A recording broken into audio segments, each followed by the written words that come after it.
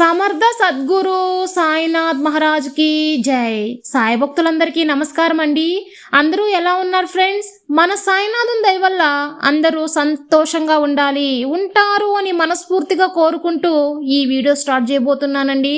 ఇక ఈరోజు వీడియోలో మనం చూడబోయేది ఏంటంటే, తల్లి, నువ్వు ఈరోజు సంతోషంగా ఉండాల్సిన రోజు. అనవసరంగా దేని గురించో దిగులు పడకుండా ఆనందంగా ఉండమ్మా. నీ మంచి మనసుతో నన్ను గెలిచావు. నిన్ను పులకరించేలా, నువ్వు ఆనందపడేలా ఉండాలని నీకు ఈ మంచి రోజున ఒక వరాన్ని అందించడానికి వచ్చాను. అది ఆ వరం 1 కాదు 2 కాదు తల్లి. నువ్వు ఆనందించేలా 10 వరాలను జవిరి ఇస్తాను. అష్టైశ్వర్యాలను జవిరి ఇస్తాను తల్లి.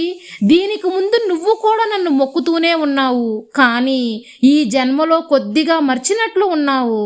నీకైన సరైన కాలం ఇప్పుడు నేను తీసుకొచ్చాను. అలాంటి కాలం వచ్చింది బిడ్డ. ఇవ్వకుండా ఎందుకు ఉంటాను చెప్పు? నీ జీవితంలో దీపం వెలిగించి నీ భవిష్యత్తు ప్రశాంతంగా ఉండబోతుంది. ఇక అన్ని రోజులు సంతోషకరమైన రోజులే నువ్వు అనుభవిస్తావు బిడ్డ. లోయలో పడిపోయాను, ఇంకా ఎలా పైకి రావాలి అని ఆందోళన పడవద్దు. చిటికలో నిన్ను అందనంత ఎత్తుకు తీసుకెళ్తాను. నీ వల్ల అది అవుతుంది. ఇన్ని రోజులు నువ్వు అనుకున్నది జరగడానికి ఎంత కష్టపడ్డావో కదా. కష్ట నష్టాలను, దుఃఖాలను, ఆవేదనలు అన్నిటినీ ఎదుర్కొని నీకు ఆనందం, సిరి సంపదలు, ఐశ్వర్యం అన్నీ, నీకు అష్టైశ్వర్యాలను కల్పిస్తాను. నీకు పూర్తిగా సొంతమయ్యేలా చేస్తాను బిడ్డ. ఇవన్నీ వరుసగా జరుగుతాయి.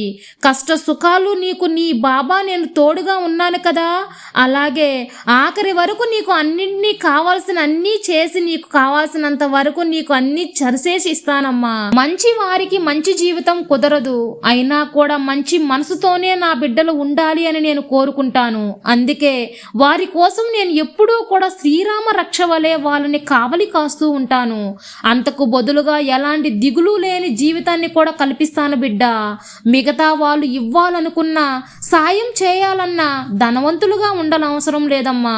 నీకున్న దానిలో నలుగురికి ఒక చిటికెడు దానం చేసినా చాలు. నువ్వు చాలు చాలు అనేంత సంపద నీకు కల్పిస్తాను. ధనాన్ని, ధాన్యాన్ని జవిరి ఇస్తాను బిడ్డ. ఏం జరిగినా సరే దిగులు పడవద్దు, అన్నీ మారుతాయి. నీ మనసు ఆనందంతో తుడిచిపోతుంది. ఈ మంచి రోజు నీకైనది. ఆనందాలను హద్దుకునే రోజు.